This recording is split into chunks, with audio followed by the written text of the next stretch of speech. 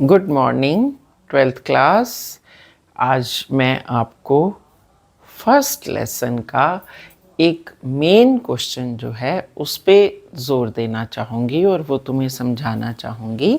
वो main question है तीन विचारधाराएं। तीन विचारधाराएं कौन सी हैं? नियतिवाद, संभावनावाद और नवनियतिवाद।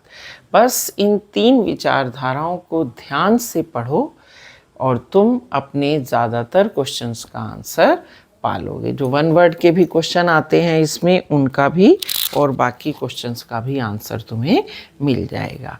पहला हम लेते हैं नियतिवाद। नियतिवाद या निश्चयवाद एक ही बात है, या उसको आप बोलते हो मानव का प्रकृतिकरण। अब मानव का प्रकृतिकरण क्या है? वो समय जब मानव कुछ नहीं जानता था, यानी मानव प्रकृति का दास था।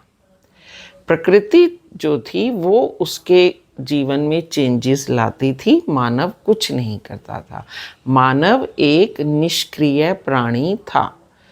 प्रकृति में होने वाले परिवर्तनों को ही समझना उसका जीवन था, लेकिन उसको समझ नहीं आता था क्योंकि ये समय था जब वो साक्षर नहीं था, बिल्कुल पढ़ा लिखा नहीं था, इसीलिए उसको इसके बारे में कोई भी किसी भी तरह के चेंजेस के बारे में पता नहीं था। सिंपल बता रही हूँ मैं, उसके बाद आप बुक वाला पढ़ोगे तो तुम्हें समझ में आ जाएगा।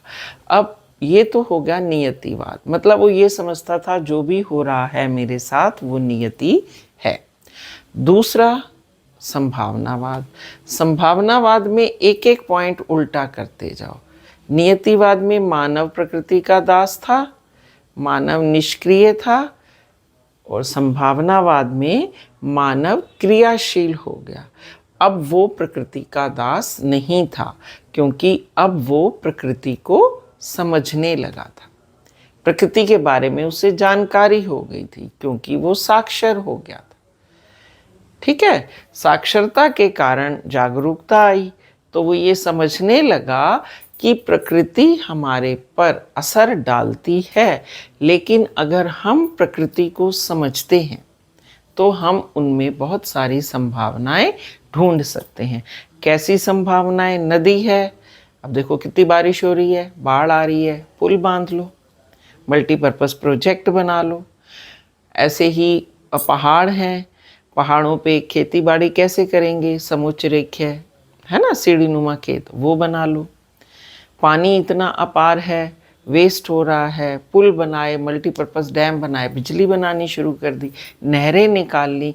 ये सब आदमी के दिमाग की है, ये नेचुरल नहीं हो सकता। आज तुम जो देखते हो इतनी सारी कैनाल्स हैं, ये आदमी ने सोच के बनाई है। तो ये हो गया संभावनावाद कि मानव प्रकृति में संभावनाएं ढूंढेगा और उनको अपने जीवन में या अपने जीवन को और अच्छा बनाने के लिए उनका उपयोग करेगा। क्लियर? अब तीसरा नवनियतिवाद। नवनियतिवाद को ग्रिफिथ टेलर ने जो बताया, उसने ये बताया रुको और जाओ कंसेप्ट। रुको और जाओ क्यों? उसने इसको रेड लाइट, आप कभी सड़क क्रॉस करो तो चौराहे पे रेड लाइट होती है ना, उसने इसको इससे समझा। कैसे समझा? रेड लाइट होती है यानी रुक जाओ, ग्रीन लाइट हुई चले जाओ, उसके बीच में ऑरेंज भी होती है मतलब अलर्ट। अलर्ट किस बात का? कि थोड़ा समझो। तो नवनियतिवाद यही है। संभावनावाद में मानव ने इतनी संभावनाएं उत्पन्न की, इतनी उत्पन्न की कि प्रकृति के साथ छेड़छाड़ कर दी, और आज हमें उसका खमियाजा भुगतना पड़ता है क्लाइमेट चेंज के रूप में। ये जो बाढ़ आ जाती है, लगातार देख रहे हो बारिश हो रही है, बाढ़ आई हुई है, पहाड़ों पे कट कट के नीचे गिर रहे हैं। ये क्या है? क्योंकि हमने पहाड़ों को इतना छेड़ दिया, इतनी संभावनाएं उत्पन्न कर दी कि वहाँ पॉपुलेशन बढ़ गई, वहाँ सड़कें बनाने लगे, होटल बनाने लगे, इतने मल्टीपर्पज़ मॉल बन गए, है ना।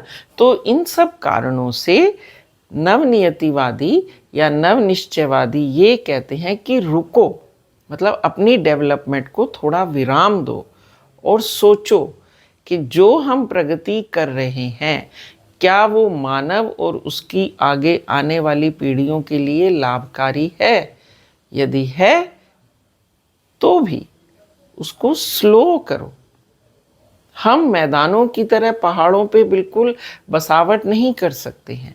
मैदानों की तरह पहाड़ों पे मल्टी फ्लोर बिल्डिंग्स जो हैं वो नहीं बना सकते हैं। तो इसीलिए संभावनावाद में संभावनाएं तो ढूंढी, लेकिन इतनी ढूंढ ली कि प्रकृति का विनाश होने लगा। तो नवनियतिवाद में ग्रिफिथ टेलर जो इसको शुरू कर किया है, जिन्होंने, जो इसके समर्थक हैं, वो ये कहते हैं कि संभावनाएं ढूंढो लेकिन उस पर लगाम रखो कि आगे आने वाले लोग, आगे आने वाली हमारी नस्लें भी ये जान पाएं कि पहाड़ होते थे। ऐसा ना हो सब पहाड़ धराशायी हो जाए। आज की डेट में आप देख रहे हो, अगर आप कहीं भी न्यूज़ चैनल देख लो, मनाली में, एचपी में, शिमला में, इवन पंजाब में भी ऐसे बाढ़ आई हुई है, लगातार पुल के पुल बह रहे हैं, है ना। केदारनाथ में इतनी बड़ी आपदा आई थी। ये सारी चीज़ें हमें ये बताती हैं कि मानव संभावनाएं तो ढूंढे लेकिन उनका एक निश्चित मात्रा में अपने लिए उपयोग करे। बिल्कुल ही मैदानों की तरह सब तरफ तोड़फोड़ करने से ये संभावनाएं हमारे लिए लाभकारी कम और हानिकारक ज़्यादा हो जाएंगी। तो इस बात को ध्यान में रखते हुए अब आप इन तीसरा चौथा पॉइंट जो है वो ये लिखो कि मानव के प्रकृतिकरण को किन किन ने अपनी विचारधारा बनाया या समर्थन दिया। ठीक है, फिर लिखो संभावनावाद के समर्थक कौन थे। ठीक है, विडाल डी ला ब्लाश और जो भी। फिर इसके बाद ये लिखो कि पर्यावरणीय निश्चयवाद या नव निश्चयवाद के समर्थक कौन कौन थे। देखो, जैसे नवनियतिवाद या रुको और जाओ कंसेप्ट जो था, उसके समर्थक थे ग्रिफिथ टेलर। ठीक, संभावनावाद के थे विडाल डी ला ब्लॉश और निश्चयवाद के थे रेटजल और सैंपल। कार्ल रिटर भी थे, रेटजल भी थे, सैंपल भी थे। ठीक है, तो ये क्वेश्चन इतना इम्पॉर्टेंट है कि अगर तुमने ये कंसोलिडेटेड तीनों कर लिए तो बहुत सारे क्वेश्चन कवर हो जाएंगे। अगर एक लाइन में आता है संभावनावाद क्या है, वो भी कवर हो जाएगा। 3 नंबर में आता है संभावनावाद क्या है, उसके समर्थक कौन थे, वो भी कवर हो जाएगा। ऐसे ही नवनियतिवाद क्या है, उसके समर्थक कौन थे, निश्चयवाद क्या है, उसके समर्थक कौन थे। तो कहने का मतलब ये है, जब भी आप रिवीजन करो, आप लॉन्ग क्वेश्चन पे अपना स्ट्रेस दो। लॉन्ग क्वेश्चन हो जाएंगे तो बहुत सारे शॉर्ट क्वेश्चन उन्हीं में से तुम्हें मिलते जाएंगे। ठीक है, एक क्वेश्चन ये, और दूसरा क्वेश्चन जो है मेन वो ये है जो तुम्हारी बुक में 5 पेज पे दिया है। मानव भूगोल की अलग अलग अवस्थाएं, जैसे उपनिवेशवाद, फिर उसके बाद 1970, 1990, इसमें क्या क्या उपागम हुए, कैसे कैसे इनमें लक्षण हैं, ये क्वेश्चन भी आता है। But that is not so important, लेकिन सो इम्पॉर्टेंट में 1 नंबर का भी आ सकता है। तो तुम्हें इसको ये कैसे करना है, देखो, उपनिवेशवाद के क्या क्या लक्षण हैं। अब आप हिस्ट्री में भी उपनिवेशवाद पढ़ के आए हो कि जो बड़े देश होते थे, जो साम्राज्यवादी शक्तियाँ होती थीं, वो छोटे छोटे देशों को अपना गुलाम बनाते थे और वहाँ से मुद्रा कमा के अपने देश में ले जाते थे। वहाँ के लोगों को ऐसे गुलाम ट्रीट करते थे। जैसे ब्रिटेन, फ्रांस, पुर्तगाल, इन्होंने भारत के ऊपर किया। ठीक है, तो ये उपनिवेशवाद था और ये इसके लक्षण। इस तरह से वो पूछ सकता है 1970 के दशक के लक्षण क्या थे और उनमें कौन कौन से उपागम थे। तो इस तरह से 1 या 2 या 3 पॉइंट्स इसमें से कर लो। एक उपनिवेशवाद वाला कर लो, एक 1970, एक 1990। ठीक है, ये एक अंक वाले क्वेश्चंस में भी आ जाएगा और 3 दिए तो 3 अंक वाले में आ जाएगा। तो इस तरह से तुम अपना फर्स्ट चैप्टर तैयार कर लो। फर्स्ट चैप्टर में से 3 नंबर का क्वेश्चन ज़रूर आता है। ओके, मैं उम्मीद करती हूँ कि आपको ये समझ आ गया होगा और आप इसे ध्यान से पढ़ेंगे। एनसीईआरटी पढ़िए एनसीईआरटी से बड़ी कोई गाइड नहीं है। अगर आप एनसीईआरटी को थोरली पढ़ते हो, you will get more and more marks, क्योंकि क्वेश्चन पेपर वहीं से सेट होता है। ओके बेटा, हंसते रहिए, मुस्कुराते रहिए। ज्योग्राफी लाइव सब्जेक्ट है, लाइव बने रहिए, टेंस मत होइए।